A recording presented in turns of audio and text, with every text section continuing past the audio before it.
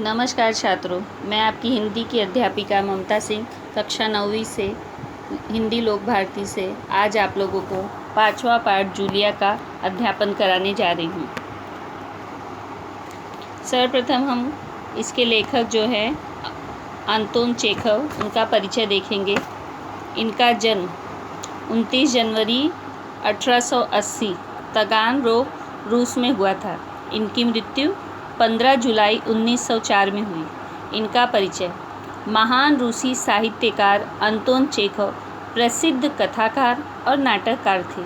उनकी कहानियों में सामाजिक कुरीतियों का व्यंग्यात्मक चित्रण किया गया है। इनकी प्रमुख कृतियाँ a dreary story, the wife उपन्यास, Anna on neck, a bad business, the bird market, old age, Grisha आदि कहानियाँ हैं। Ivanov, the cherry orchard आदि नाटक है। इनकी गद्य संबंधी विशेषताएं हैं एकांकी, जैसे इसका आकार छोटा होने के कारण इसमें एक ही कथा होती है।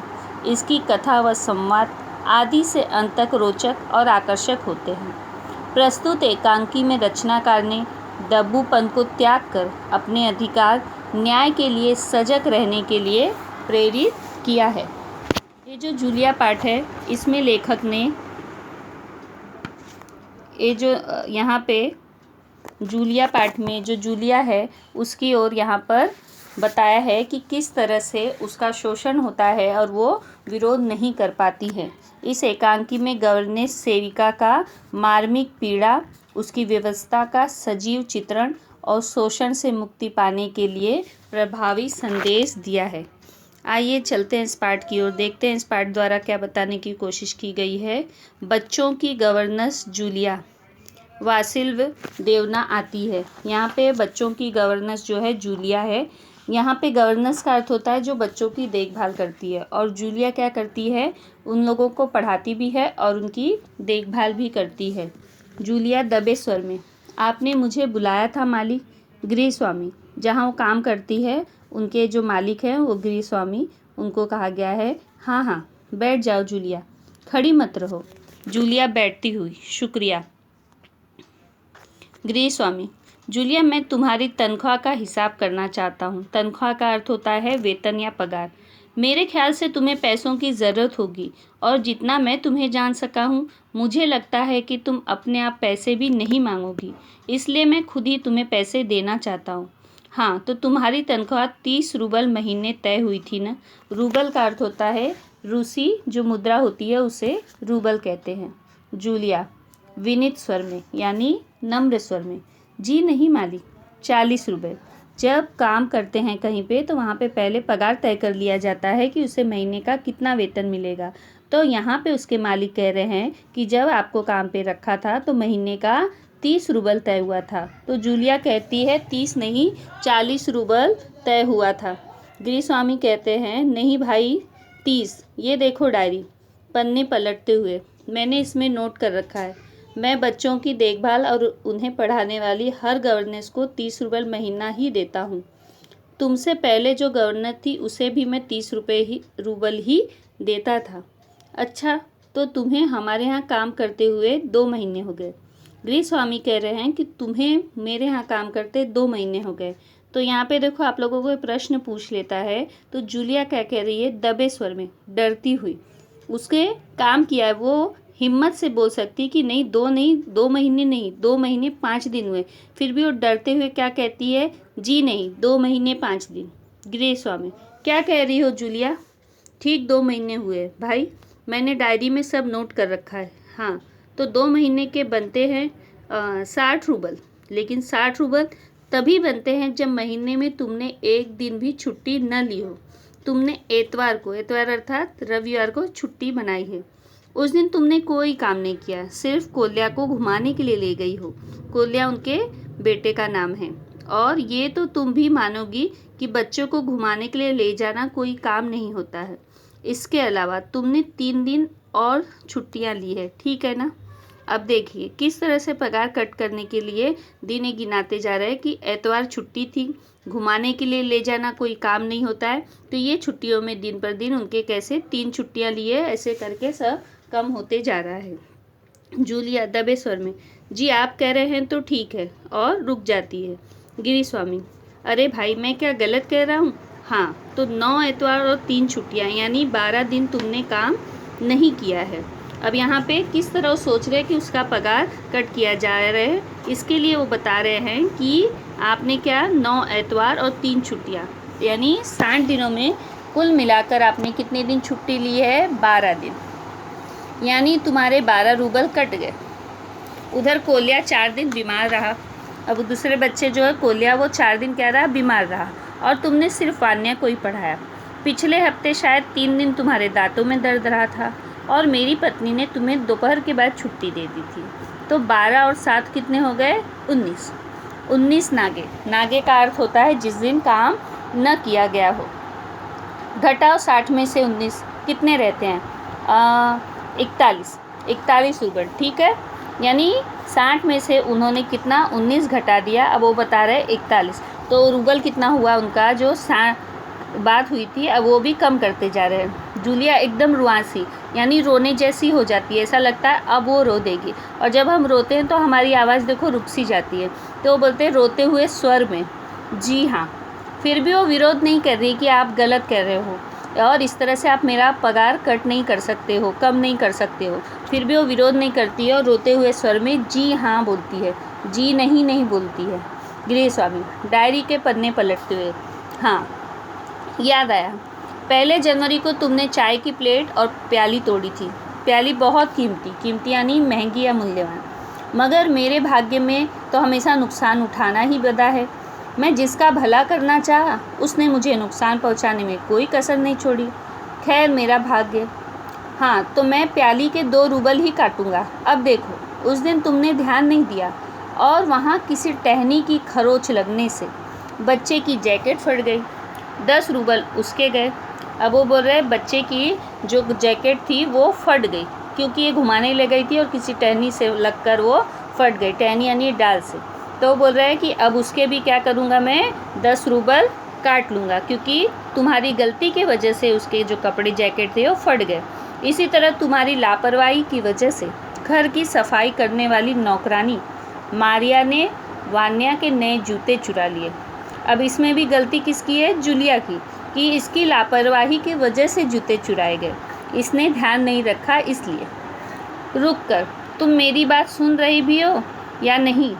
जूलिया मुश्किल से अपनी रुलाई रोकते हुए, जी सुन रही हूँ। अब उसे तो ऐसे लग रहा था जैसे मुसीबतों का पहाड़ गिर पड़ा है, लेकिन वो विरोध करने के बजाय चुपचाप सुन रही थी और रो रही थी। गिरिस्वामी, हाँ ठीक है। अब देखो भाई, तुम्हारा काम बच्चों को पढ़ाना और उनकी देखभाल करना है। तुम्हें इसी के तो पैसे मिलते हैं। तुम अपने काम में ढील दोगी तो पैसे कटेंगे या नहीं? मैं ठीक कह रहा हूँ ना? तो जूतों के 5 रूबल और कट गए। और हाँ, 10 जनवरी को मैंने तुम्हें 10 रूबल दिए थे। जूलिया एकदम रोते हुए, लगभग रोते हुए का मतलब है जैसे एकदम रो ही रही हो। जी नहीं, आपने कुछ नहीं, आगे नहीं कह पाती है। एकदम वो रुआसी हो जाती है, रोने लगती है, तो उसके मुँह से शब्द जो होते हैं वो रुक जाते हैं, कुछ भी बोल नहीं पाती है। गृहस्वामी, अरे मैं क्या झूठ बोल रहा हूँ? मैं डायरी में हर चीज़ नोट कर लेता हूँ। नोट कर लेना अर्थात दर्ज कर देता हूँ। तुम्हें यकीन न हो तो दिखाऊँ डायरी के पन्ने यूं ही पलटते हुए, क्योंकि वो झूठ बोल रहा है, उसको पता है, तो वो ऐसे बोलता है कि चलो दिखाऊँ। पन्ने पलटते हुए उसको दिखाता है। आंसू पोंछती हुई, आप कह रहे हैं तो आपने दिए ही होंगे। गृहस्वामी कड़े स्वर में, दिए ही होंगे, उसको क्या लग रहा है? दिए होंगे मतलब क्या मैं झूठ बोल रहा हूँ? ठीक है, घटाओ 27 41 में से बचे 14। क्यों, हिसाब ठीक है ना? जूलिया आंसू पीती हुई कांपती आवाज़ में, मुझे अभी तक एक ही बार कुछ पैसे मिले थे और वो मुझे मालकिन ने दिए थे, सिर्फ 3 रूबल, ज़्यादा नहीं। कौन बता रहा है? जूलिया बता रही है गृहस्वामी को कि 2 महीने में अब तक मुझे सिर्फ 3 रूबल मिले थे और वो भी सिर्फ मुझे मालकिन ने दिए थे, इससे ज़्यादा नहीं। गृहस्वामी जैसे आसमान से गिरा, मतलब आसमान से गिरा मुहावरे का अर्थ होता है आश्चर्यचकित होना। और इतनी बड़ी बात तुम्हारी मालकिन ने मुझे बताई तक नहीं। देखो, तुम न बताती तो हो जाता अनर्थ। अनर्थ हो जाता मतलब भारी अन्याय हो जाता। खैर, देर से ही सही, मैं इसे भी डायरी में नोट कर लेता हूँ। डायरी खोलकर उसमें यूं ही कुछ लिखता है। हाँ, तो 14 में से 3 और घटा दो, बचते हैं 11 रुपये। देते हुए, संभाल लो, ठीक है ना? 11 रूबल देते हुए, संभाल लो, गिन लो, ठीक है ना? जूलिया कांपते हाथों से रूबल लेती है, कांपते हुए स्वर में, जी धन्यवाद। अब इतने पर भी वो विरोध नहीं कर रही है कि तुम मेरे साथ अन्याय कर रहे हो और जो मैंने काम किया है उसके बजाय जो मुझे मेहनताना मिल रहा है वो बहुत ही कम है, जबकि उसको उसका विरोध करना चाहिए। और वो कांपते हुए सर में रोते हुए भी वो क्या करती है, जो पैसे मालिक देते हैं उसे चुपचाप ले लेती है। और इतने पर देखिए क्या होता है, जो गृह स्वामी है, जो उनका मालिक है, वो क्या करता है, अपना गुस्सा संभाल नहीं पाता है और एकदम ऊंचे स्वर में, एकदम जैसे चिल्लाते हुए बोलता है, तुम मुझे धन्यवाद दे रही हो जूलिया, जबकि तुम अच्छी तरह जानती हो कि मैंने तुम्हें क्या किया है, ठग लिया है। ठग लिया है अर्थ का, इसका अर्थ होता है धोखा देना। तुम्हें धोखा दिया है, तुम्हारे पैसे हड़प लिए। हड़प लिए का अर्थ होता है जैसे दूसरों की वस्तु को अपना कर लेना। और तुम इसके बावजूद मुझे धन्यवाद दे रही हो। गुस्से में उसके गृह स्वामी मालिक की आवाज़ जैसे कांपने लगती है। जूलिया, जी हाँ मालिक। गुस्से से तुतलाने लगते। कौन? मालिक। जी हाँ मालिक, जी हाँ मालिक। क्यों? क्योंकि जहाँ भी मैंने काम किया है, और जूलिया क्या कहती है, क्योंकि इसके पहले मैंने जहाँ जहाँ काम किया है उन लोगों ने तो मुझे 1 पैसा तक नहीं दिया, और आप तो कुछ पैसे मुझे दे रहे हैं। गृह स्वामी क्रोध के कारण कांपते उत्तेजित स्वर में, उन लोगों ने तुम्हें 1 पैसा तक नहीं दिया? जूलिया, मुझे ये बात जानकर जरा भी आश्चर्य नहीं हो रहा है। स्वर धीमा कर लेते हैं। जूलिया, मुझे इस बात के लिए माफ़ कर देना कि मैं तुम्हारे साथ एक छोटा सा क्रूर मजाक किया, पर मैं तुम्हें सबक सिखाना चाहता था। यहाँ पे जो मालिक थे सचमुच उसके पगार या वेतन को काट नहीं रहे थे, बल्कि वो उसे सबक सिखाना चाह रहे थे कि जो अपना अधिकार है, जो आपके हक है, उसके लिए आपको बोलना सीखना है, आपको लड़ना सीखना है, ना कि डर मानना है, हार मानकर उसका विरोध न करते हुए जो मिले चुपचाप ले लेना, ये गलत बात है। अब वो मालिक क्या उसे कह रहे हैं, देखो जूलिया, मैं तुम्हारा पैसा नहीं मारूंगा जेब से निकाल कर।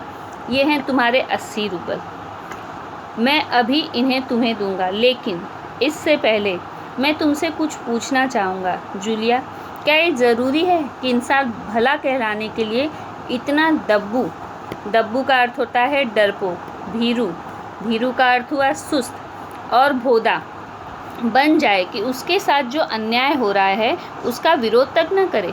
यहाँ पे क्या बोल रहे हैं, ना व्यक्ति को कमज़ोर होना चाहिए, ना डरपोक होना चाहिए और ना सुस्त होना चाहिए, और जो उसके साथ अन्याय अत्याचार हो रहा है उसे सहन करना चाहिए, बल्कि उसका विरोध करना चाहिए।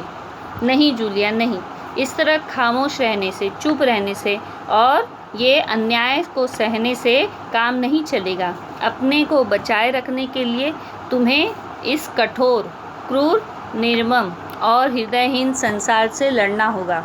यहाँ पे जो उसके मालिक है वो बता रहे हैं कि इस संसार में लोग कैसे हैं, क्रूर है और निर्मम। क्रूर मतलब, कठोर मतलब करुणाहीन, क्रूर यानी जैसे जिसके दिल में पत्थर दिल लोग जो है, निर्मम यानी उनके मन में किसी के लिए दया माया नहीं है, हृदयहीन जिनका दिल एकदम पत्थर के समान हो गया है। तो बोल रहे संसार के लोग कैसे हैं, उनको कोई फ़र्क नहीं पड़ता है कि उनके द्वारा किसी पर अन्याय अत्याचार हो या किसी को तकलीफ़ पहुँचे। तो तुमको ऐसे संसार से क्या करना है, लड़ना है अपने अधिकारों के लिए, अपने दांतों और पंजों के साथ लड़ना होगा, पूरी शक्ति के साथ। दांतों और पंजों से यहाँ अर्थ है हिम्मत और हौसलों से। मत भूलो जूलिया, इस संसार में दब्बू और ऋण रहित लोगों के लिए कोई स्थान नहीं है, कोई भी स्थान नहीं है। दब्बू मतलब जो कमज़ोर है, जो अपने अधिकार के लिए कह नहीं सकते, बोल नहीं सकते, लड़ नहीं सकते। ऋण रहित जो हमारी कमर की हड्डी होती है, जो कि हमारे बैठने उठने चलने का आधार है, अगर वो हड्डी नहीं हो तो हमारे शरीर में बहुत सी तकलीफ़ और कठिनाइयों का हमें सामना करना पड़ेगा। तो बोल रहे हैं ऐसे व्यक्ति के लिए हमारे संसार में यहाँ पे कोई भी जगह नहीं है। इसके लिए तुम अपने अधिकारों के लिए बोलना सीखो, लड़ना सीखो, ना कि अत्याचार और अन्याय को सहो। यहाँ पे देखिए शब्द संसार, मैंने आपको PDF द्वारा प्रश्न उत्तर भेजे हैं जो कि आप लोगों को हिंदी की नोटबुक में लिखकर मुझे मैसेज करना है, ठीक है। यहाँ पे देखिए शब्द संसार, रूबल रूस की मुद्रा या चलन, निर्मम निर्दयी, भीरू डरपोक, गोदा मूर्ख या सुस्त, नागा वह दिन जिस दिन काम न किया गया हो, ठग लेना, ये जो मुहावरा इसका अर्थ है धोखा देना, हड़प लेना, बेईमानी से अधिकार कर लेना या दूसरों की वस्तु हजम कर लेना।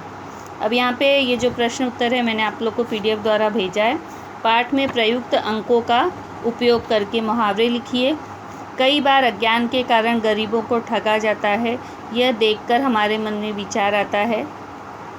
उसके अलावा जूलिया के मन के भाव दर्शाने वाले ऐसे प्रश्न तैयार कीजिए जिनके उत्तर निम्नलिखित शब्दों आदि। यह आप लोगों को PDF द्वारा मैंने भेजा है, जिसके उत्तर आप लोगों को लिखकर मुझे मैसेज करना है। यहीं पे मैं अपना व्याख्यान समाप्त कर रही हूँ। धन्यवाद।